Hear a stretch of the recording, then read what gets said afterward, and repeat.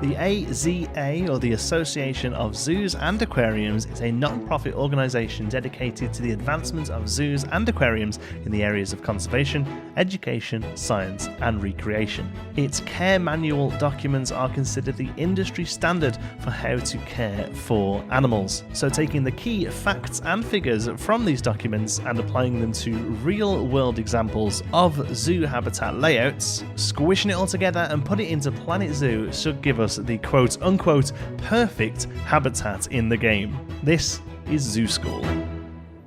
Hello you and welcome back to Geekism and welcome back to another Zoo School. This is the series where we take the Association of Zoos and Aquariums guidelines for keeping animals in zoos and try and replicate them as best as we can in Planet Zoo. Today's animal is the Red Panda, which was chosen by our Patreons. If you'd like to vote on the next animal to feature in this series and also get some other cool behind the scenes goodies as well, check out patreon.com/geekism. The red panda is a mammal native to the eastern Himalayas and southwestern China. It's listed as endangered on the red list because the wild population is estimated to be fewer than 10,000 mature individuals. It has a reddish-brown fur, a long shaggy tail, and a waddling gait due to its shorter front legs. It's about the size of a domestic cat, but somewhat heavier. It's arboreal, meaning it spends a lot of its time in trees, and it's crepuscular,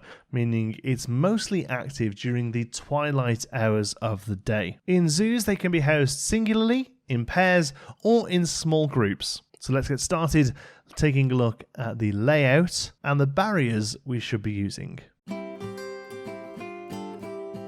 We'll be building our habitat today in this space here. We'll be housing a breeding pair of red pandas in the habitat. Breeding pairs should remain together for 24 hours a day throughout the year, with exceptions made if the male does show aggression towards any cubs.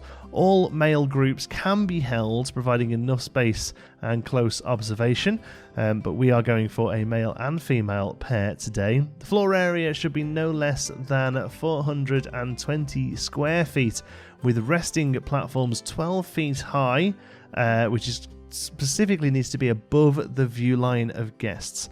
A combination of natural and fence barriers can be used, bearing in mind that red pandas are very good climbers but very poor jumpers, which is something we can take into account when we're deciding how the barriers are going to work. All hard barriers should be at least 12 feet high and very smooth to stop any climbing, with overhangs because they are really great climbers. Red pandas can also swim, so wet moats can only be used in conjunction with other styles of barrier. So here we have the beginnings of the habitat then. Really wanted to use water as a key part of the habitat design here, but obviously red pandas are really great swimmers, so we can't really use water as a barrier like we would with, say, a lot of various primates. So here the water is going to be just part of a way that we're going to use to kind of create a physical space barrier between the guests and the animals. Red pandas are very popular in zoos. You get a lot of families when they go over to them, a lot of kids go over to them, but they are a little shy, so anything you can do to sort of break that gaze from the people to the animal is going to be really highly recommended. So we're going to do that in a few different ways, mostly through very limited viewing space. Also, we're going to be breaking up eye lines with foliage and rockwork, but then also we're just going to make sure they've got quite a bit of distance between the guests and the animals, so we're going to be removing a lot of that noise pollution as well for the animals, which is a key thing for red pandas. They're very sensitive to noise, so we're going to be using a lot of this water here purely as a good space barrier rather than actually sort of stopping them getting out onto the paths. Moving on a little bit then, we've completely sort of finished up the design of the actual layout. The water has ended up being much smaller. Basically, I did the thing that I often do, which is building the space, then putting the animals in and realizing it's far too big. So we've shrunk it way down, and as you can see, we have our pair of breeding pandas in here now. They're lost in the grass.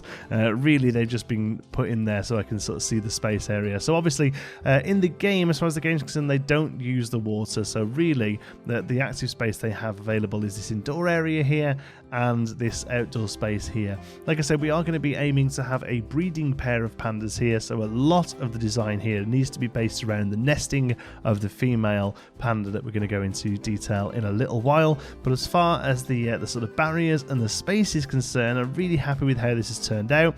The only thing we had to do here was create a nice smooth wall that the animals wouldn't be able to get out of this water from, and because of that we've actually raised up the path area here so that the guests have got a nice big view of the space here, but as a good sort of 15-20 foot in between the guests and the area that the animals actually inhabit. Red pandas prefer to rest on elevated perches above the level of the viewing public, so attention should be given to furnishing the animals with the possibility by providing a variety of climbing structures and resting perches of various locations and heights. Because of that, we're using the Fantastic Planet Zoo construction system for climbing here, and we've made lots of different areas they can come and hang out. One thing I have noticed as far as the game is concerned is that these climbing structures need to have a beginning and an end point, so we can't really have sort of completely outcropped areas. The red pandas just won't have any reason to go to them. So here, as we can see, this it's all very sort of natural and broken up, but if you look, you've actually got a single point from this area to the interior area, and it follows it all the way through, so they can come up here, across this platform, across, and across. Now at the moment it looks very bare bones, it looks very plain, it looks very open, but I really wanted to make sure that we've got those platforms here that are above the guest's eye line, as it is very important. One of them are getting out. Oh yeah, we're still working on this. Don't worry about that. I'll fix that by the next upgrade. Nesting is a very important part of the daily routine of a red panda. There should always be a minimum of n+1 nest boxes in each enclosure, where n is the number of red pandas. That basically means if you have 2 pandas in the habitat, you should have 3 boxes. If you have 5 pandas in the habitat, you should have 6 boxes. So there's always some space for the pandas to get away from each other, because they spend a lot of time apart, only really coming together to breed. The nesting boxes should either be indoors or in shade, and they should be made from an insulative material. If they are indoors, they should have separate access for the animals and the staff, where the staff entrance is not visible to the mother red panda if she is giving birth or has got a young with her. They should have natural light as much as possible, and they should be away from public areas and be easily cleanable. So I've done some of the outside ones here with plenty of shade, and we've got some bedding in there, so they do actually come up to these and chill out. They prefer this one, but they have occasionally come over to this one as well. Hopefully we'll get them onto camera as well. But the main thing I really wanted to do here is make it look like we're having a good breeding program set up, and so that means the interior here needs to be set up with a suitable cleanable bedding area, and also making sure we have that thing there where the entrance to the space cannot be seen by the red panda, so that the staff can get in there and not bother her while she's with her young. A bit more work on the interior has taken place now, so we've now got the first entrance here that's just going to be covered up where the actual keeper hut is. They can come in and get the food or whatever, and then we have a holding space, and then the main habitat area for the interior. Oh, one of them's got a little court there. That does happen occasionally, unfortunately, until they really figure out their path in. There we go. So we've got this interior space now where they can come in, they hang around. There's lots of different variable levels for them, and then we have a larger nursing breeding box here where the mother can look after her young. And again, we've made sure that the entrance here, as far as the staff are concerned, is out of the way. Most likely what would happen here is there would be an infrared camera somewhere here that we could monitor the temperature of both the mother and the child while they're nursing and getting all fit and healthy for the outside world. As with most modern zoo habitats now, natural substrate is recommended, especially in outdoor areas. Lots of edible grasses and bamboo is strongly recommended, as animals will graze on grasses and forbs. It's recommended that at least 50% of the enclosure be planted with edible grasses, provided with climbing apparatus for older animals, but beware, red pandas are escape artists. So because of that, we've added these metal fences here to act in place of some hot wire or electric fence, if you want to use a slightly more dated term. But it doesn't really work particularly well with red pandas. The best thing you can do is provide this sort of overhang here that they just aren't able to get up. Whilst we have got trees relatively close to the outside here, these are very light bamboo. They wouldn't really be able to climb up to these. These are mostly used here for them to eat from, but I think in a real zoo situation, these would most likely be further away from the wall. But you know, we can take slight artistic liberties here with the game.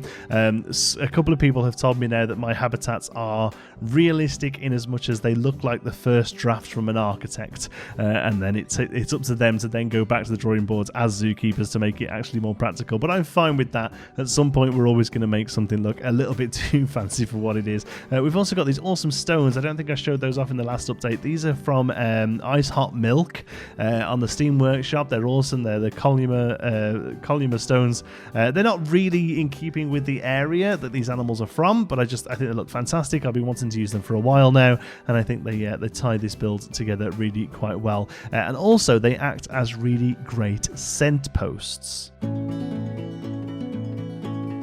Scent marking is an important aspect of a red panda's daily life. Small pores in the plantar surface of their feet emit a colourless, odourless fluid. This, along with urine and anal genital secretions, are used to mark territory, and scent posts can be used. Scent marking is an important daily part of a routine for red pandas. Small pores on the plantar surface of their feet emit a colourless, odourless fluid.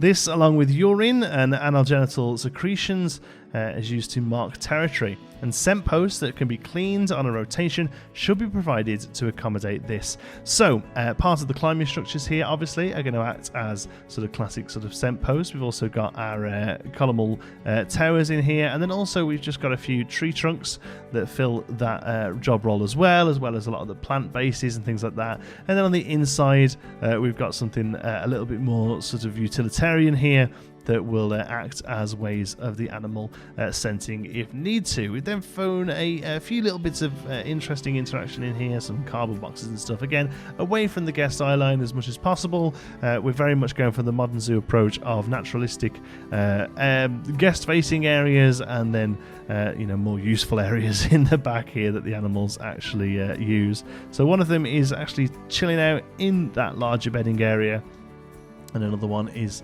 hanging out on the climbing structures. Really great to see the animals use the climbing structures. If you'll remember from the last Planet Zoo Zoo School episode, the orangutans did not use their climbing structures because we didn't build them with the game's mechanics in mind. So here I've gone for a bit of a compromise with what the game needs to work and what we would probably build in real life. But I'm really happy with how this has come together. The other thing I've did that isn't really part of the Zoo School, but we need to make this work as part of a zoo, and that is to do some more of these columns here that actually acts as a water feature down to a red panda sort of statue here. Really happy that it's turned out. I think it was really cute. And again, something can be said, not necessarily about the sort of welfare of the animals, but having these sort of thematic links between the guest-facing areas and the actual habitats really make the guests feel like they're part of the experience and they're really getting close and personal with the animals. But just being able to see them run around the spaces here, I think has actually worked out really quite well. And last but not least, we've had a little bit of planting around the place here to tie it all together. Finished off our glass barrier here. This area still needs work, but that's not really a Zoo School thing. We'll do that on another episode or perhaps a live stream. And then we've added a roof onto the backstage building there with a lot of natural light here, as it is recommended by the AZA. and then a door there for the staff to get into. Really happy with how this one's turned out. Quite simple, really, but again, trying to use those AZA prerequisites to really make something that looks realistic and something you would find in an actual zoo, but also makes the animals and the guests happy as far as the game mechanics are concerned too. Thank you so much for watching. I hope you've enjoyed it. Remember, if you would like a say in the next Zoo School episode, make sure you head over to patreon.com/geekism. Until the next one, be good.